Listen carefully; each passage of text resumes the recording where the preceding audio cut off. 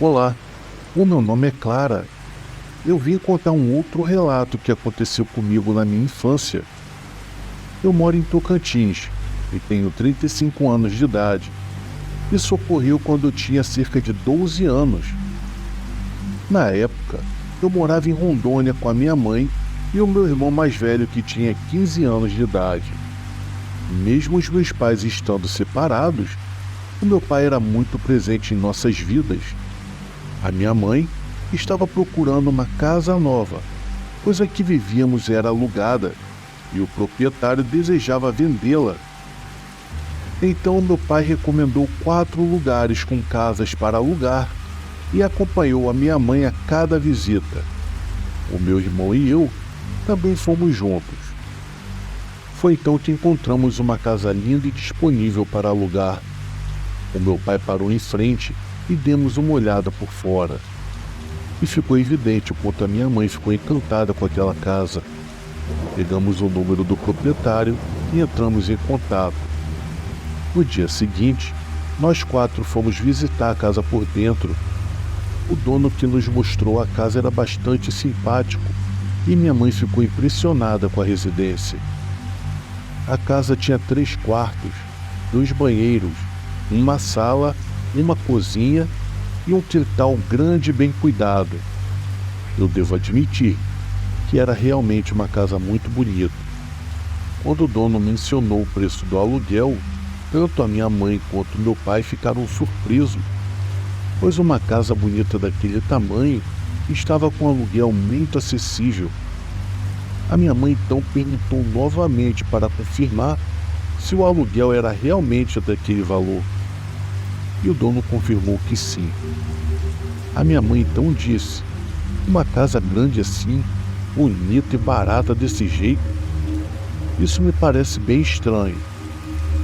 Até o meu pai concordou e o dono explicou: então, eu estou alugando a casa por esse preço porque graças a Deus eu sou uma pessoa bem-sucedida e não preciso de muito dinheiro das pessoas que vão alugá-la.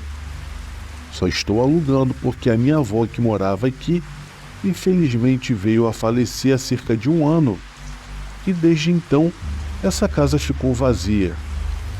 Eu não quis vendê-la pois eu tenho muitas lembranças da minha infância. Eu quero mantê-la aqui para eu poder me recordar dos bons momentos e sempre que eu puder, até voltar para relembrar os meus velhos tempos. No entanto, eu estou alugando porque o meu irmão insistiu para que a casa não ficasse desocupada por muito tempo, já que a minha mãe mora em uma outra cidade que fica bem distante daqui, e ela não queria ficar com a casa também. Após ouvirmos toda a explicação do proprietário, a minha mãe decidiu então alugar a casa, e depois de 1 semana, já estávamos morando lá e aproveitando ao máximo da residência. No entanto, eu comecei a sentir uma sensação estranha, como se sempre houvesse alguém me observando, principalmente quando eu estava sozinha, já que a minha mãe e o meu irmão iam trabalhar.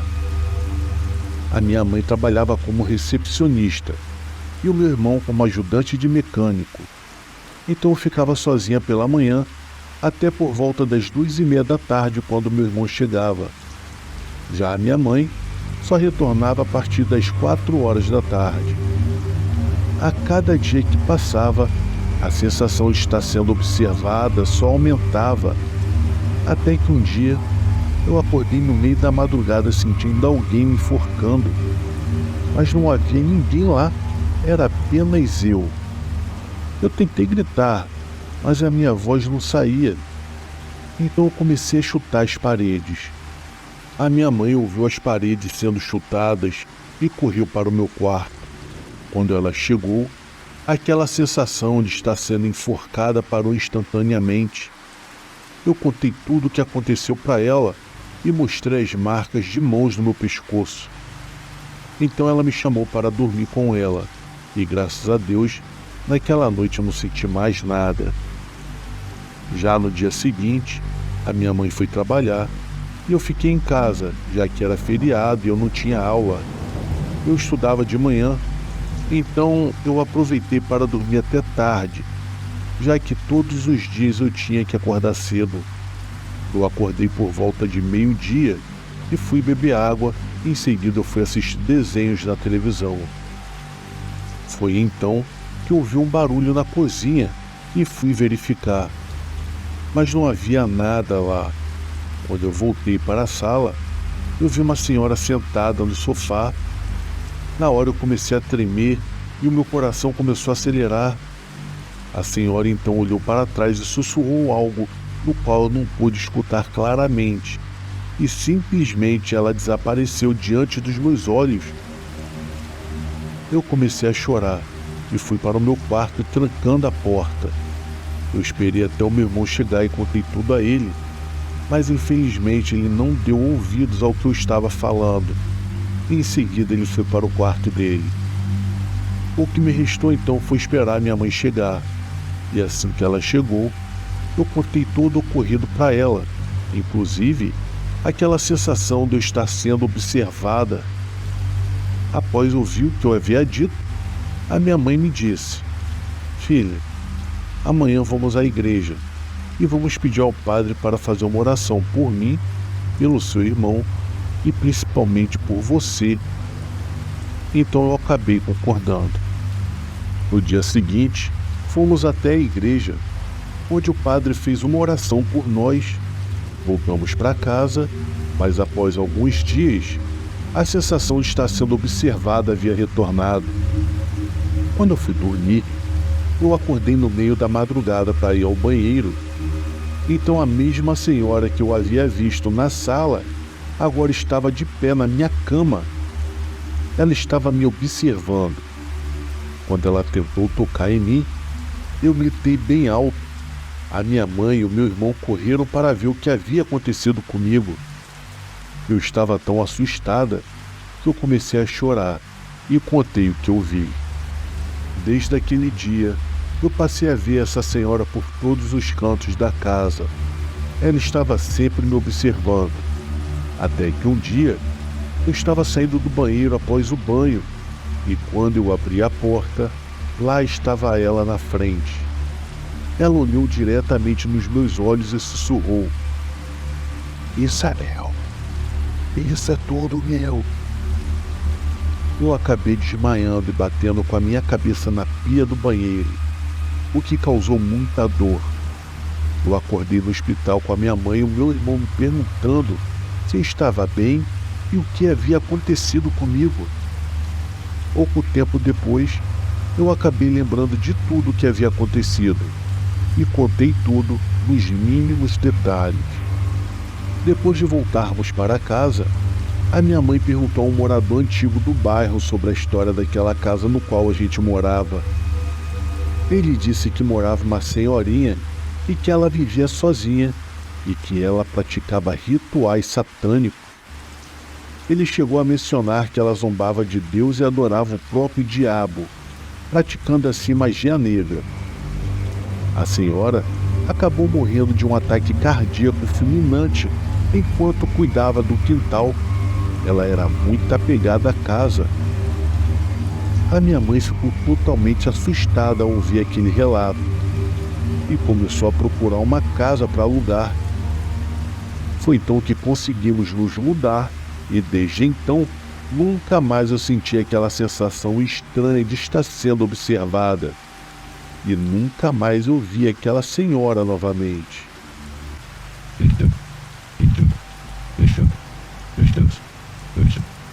Eu tive um avô contador de histórias e confesso que ele era um dos bons. Eu adorava ouvir as histórias dele. Nós morávamos em uma chácara, os meus pais, ele que era o pai da minha mãe e eu. Sempre que dava um pé d'água, a energia elétrica parava. Bom, na verdade ela parava até com chuvisco muitas das vezes, mas apesar dos pesares, eu até que gostava. O que importava mesmo nesses dias era a oportunidade de provocar o meu avô para que ele contasse as histórias no qual ele havia vivido enquanto morava em uma daquelas colônias de fazenda do interior. O meu nome é Pedro, e o caso que eu irei relatar aqui foi o meu avô Agenor que me contou. em um desses dias chuvosos. Agenor Pequenino, como era conhecido na colônia, só era mesmo pequeno em estatura, mas quem o conheceu sabe da coragem que ele tinha. Aliás, coragem essa que fez com que esses relatos pudessem ser contados hoje.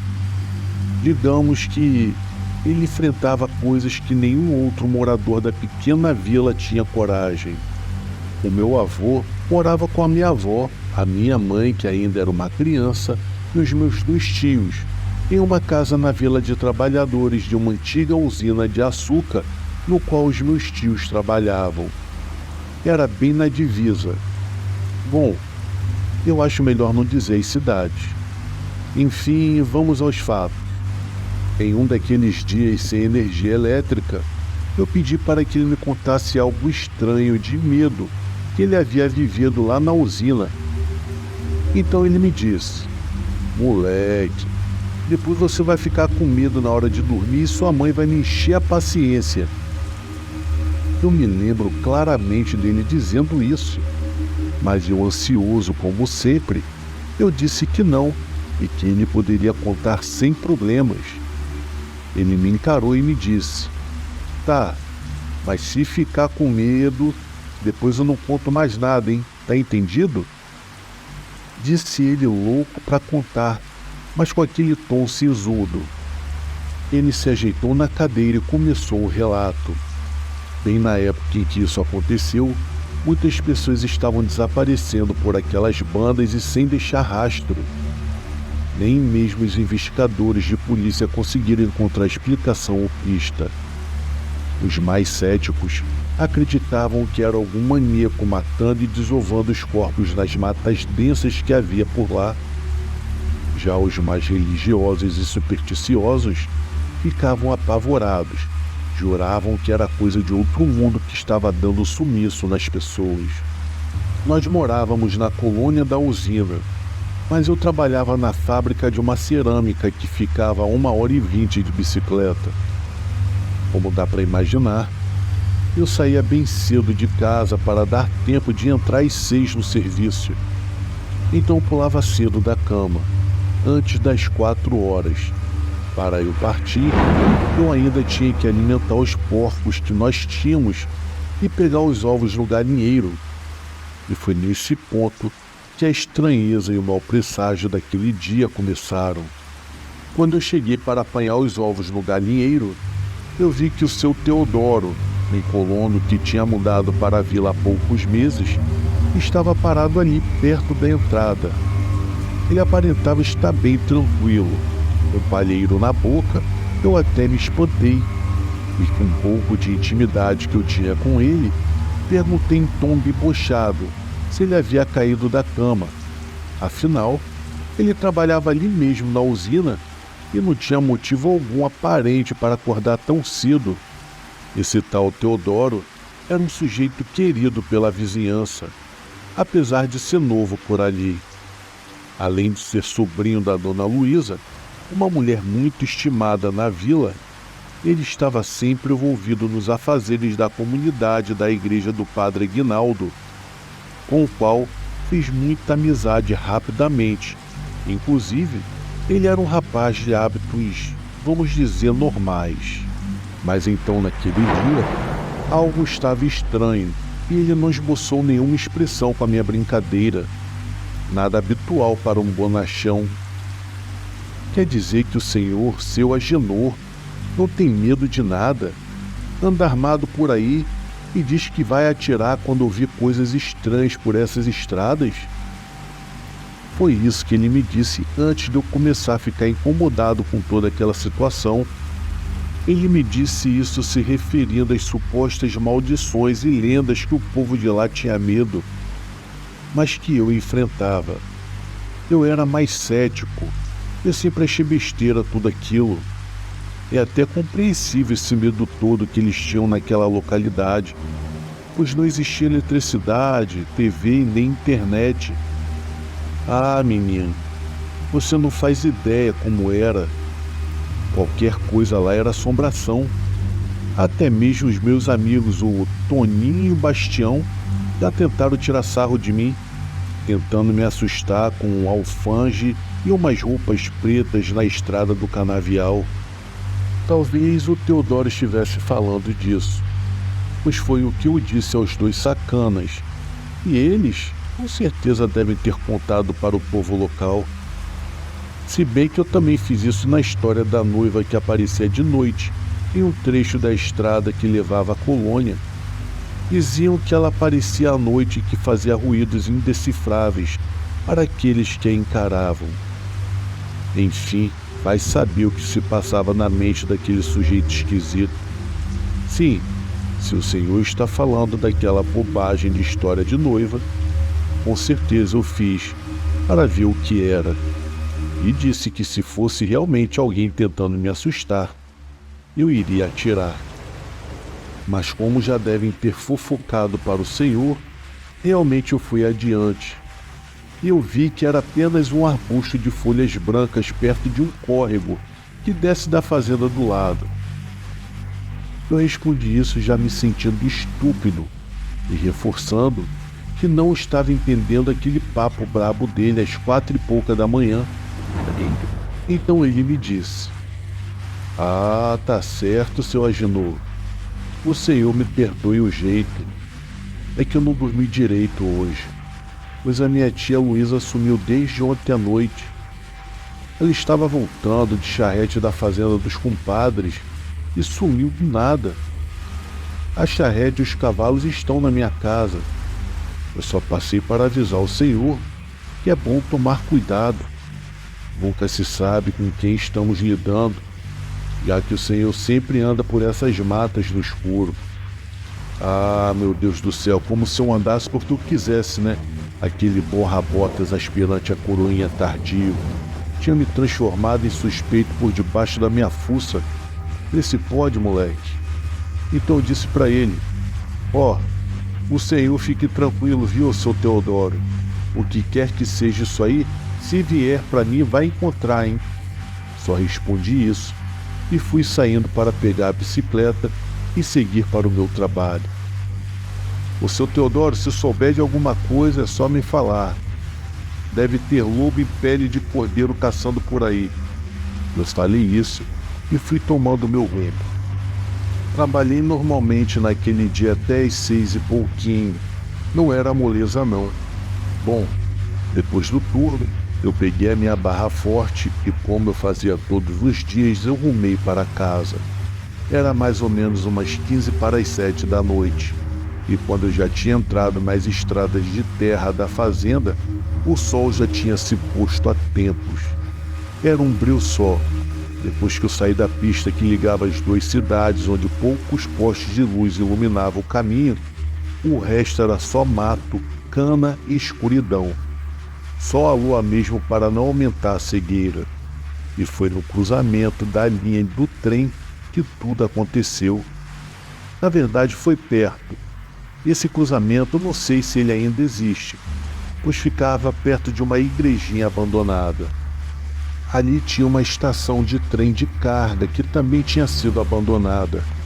Eu diminuí a velocidade da bicicleta para atravessar os trios, quando de repente ouvi no meio do mato, perto da igrejinha, um grito estranho e uma luz clareando a parede da igreja. Quem não é curioso, né? Eu deixei a bicicleta no chão e fui caminhando bem devagar para ver o que era. Eu ainda gritei perguntando se alguém estava precisando de alguma ajuda, mas ninguém me respondeu. Chegando mais perto, eu vi que a luz era típica de um lampião. Agora estava dentro da igreja abandonada e a porta de madeira, já caindo aos pedaços, começou a se fechar. Enquanto eu escutava os gemidos, a essa altura já me pareciam ser bem de humanos e começaram a se intensificar ainda mais. Eu percebi que alguém estava jogando pedras em mim no telhado da igrejinha. Eu me lembro que eu já tinha notado também pegadas de cavalo na estrada do lado da capela. E foi aí que era quase certo que estavam querendo me assustar. Então eu gritei: "Se vocês não saírem daí agora, eu vou atirar, hein?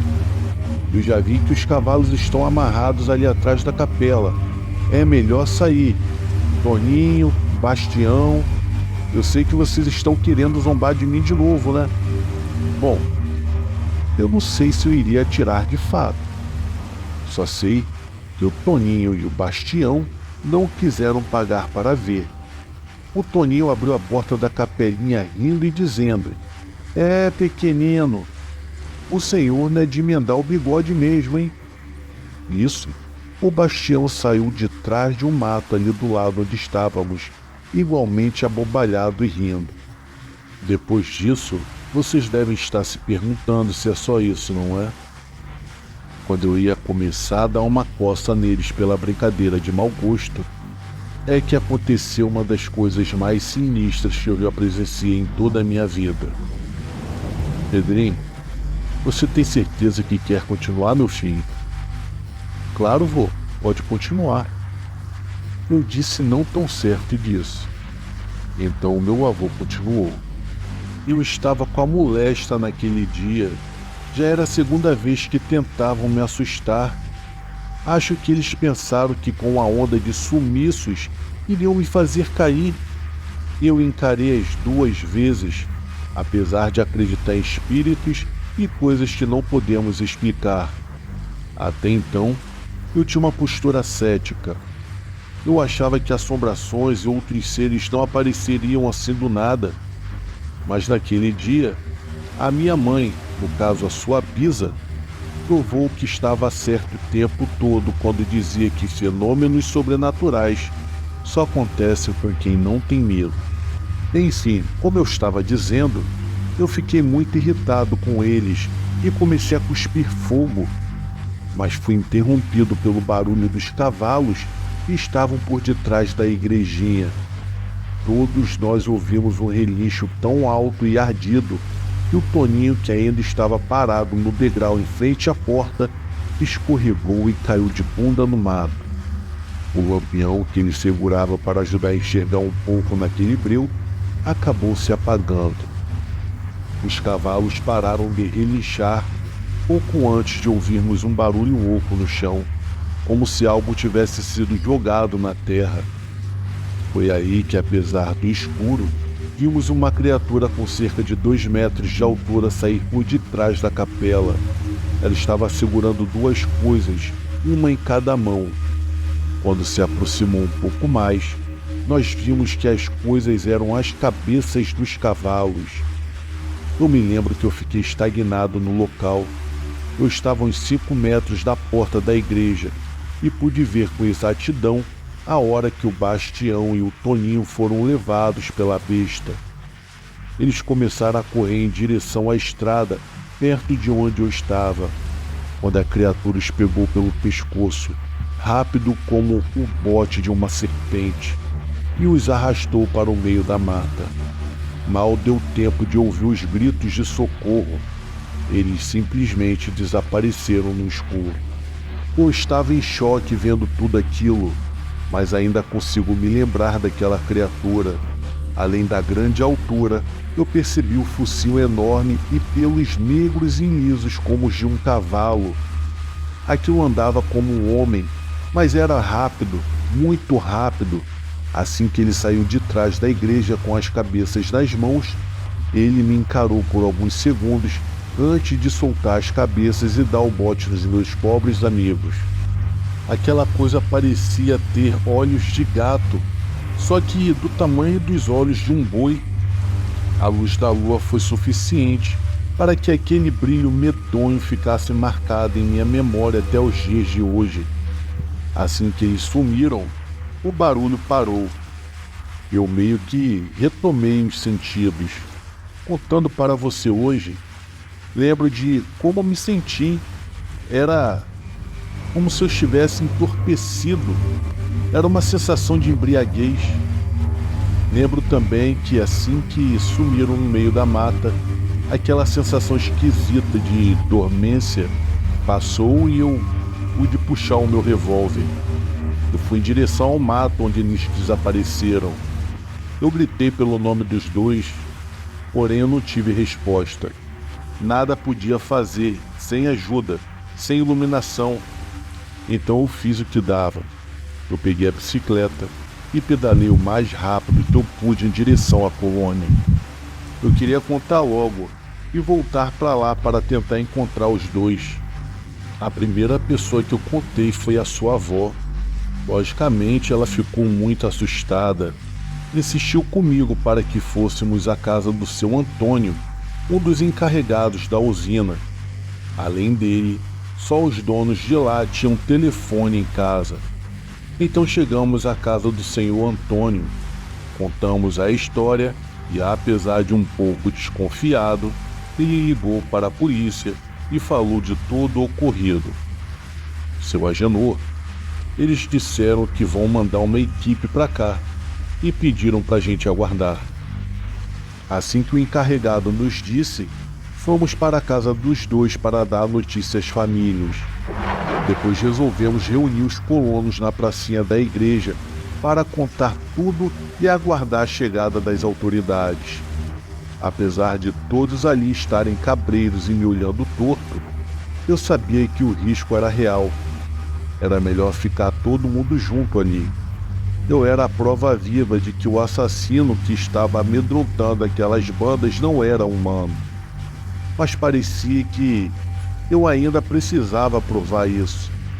Então eu gritei, perguntando se estavam todos ali. E eu me lembro claramente da sua avó me dizendo: "Ah, e o Teodoro da Luísa, Agenor, coitado. Ele passou em casa de tarde pedindo para cuidar dos cavalos da tia dele e dar uma olhada na casa, pois ele iria ter que trabalhar essa madrugada na colheita. Será que ele corre risco nesses canaviais? Ai, o menino acabou de se mudar para cá. Santo Deus!" Eu, sensível como uma mula, eu dei de ombros, cagando por que ela estava falando, pois eu estava meio engasgado com o sujeito pelo que aconteceu mais cedo comigo e ele. Nisso, mais umas 3 senhoras disseram que os maridos delas também estavam no batente naquele dia. Eu disse que tudo bem, o importante mesmo era ficarmos todos juntos ali para evitarmos mais ataques e sumiços. E nesse clima esquisito e chato de burburinhos que se formou em frente à igreja, apareceu na estrada da vila o padre Aguinaldo em seu cavalo e bem atrás dele o carro da polícia. O povo ficou alvoroçado e foi só ruído, mas eu, sempre desconfiado, acabei estranhando, pois não é comum ver o padre sair da colônia, ainda mais incomum vê-lo voltar tão tarde. Naquela altura, o relógio já marcava mais de 10 horas da noite. Enquanto o carro da polícia se aproximava da pracinha, o padre passou com o cavalo bem perto de mim, e eu notei que um pouco da manga de sua camisa branca estava debaixo da batina e dava para ser vista. Tinha uma mancha vermelha perto do punho. O padre Aguinaldo percebeu que eu vim e, meio sem jeito, deu uma puxada na parte preta da batina para esconder e lhe dizendo em seguida um boa noite fora de contexto. "Caramba, avô, como você notou isso?" "O que, moleque? A essa altura eu ainda vou precisar responder isso?" Eu fiquei quieto, eu só observei, cabreiro que só. A situação era estranha, mas não havia de ser nada. Eu sempre soube lidar bem com as minhas emoções. O meu susto já tinha passado. Eu já estava lidando com a coisa toda, só com a razão. Tudo o que eu queria era começar logo as buscas. Afinal, eles ainda poderiam estar vivos. Assim que a poeira começou a baixar, foi feita uma força-tarefa entre os homens da colônia e os oficiais de polícia. Éramos 2 equipes. Eu fiquei com a equipe que iria rastrear a parte de onde eu avistei a coisa, e a outra iria nas matas da fazenda ao lado, onde Dona Luzia tinha desaparecido na noite anterior. Enquanto nos preparávamos para sair, o padre se ofereceu para ficar lá em vigília com as mulheres e as crianças, rezando para termos sucesso nas buscas. Apesar de ter ficado incomodado, eu não me opus. Apenas sugeri ao seu Antônio que ficasse com mais um homem armado de guarda perto da igreja, para assim evitar qualquer imprevisto. Eles consentiram e assim seguimos em direção à igrejinha abandonada. No meu grupo, era apenas eu e o capitão César, que tínhamos armas. O resto dos homens estavam apenas com facões. Já bem perto de lá, ouvimos no meio do mato barulhos de galhos se mexendo, ruídos de mato tipo rastejo de cobra, só que mais alto. Nós diminuímos o passo e fomos bem devagar em direção ao barulho.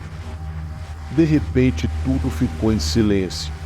Paramos também para observar e procurar algo, pois alguma coisa estava ali. O barulho parou muito abruptamente.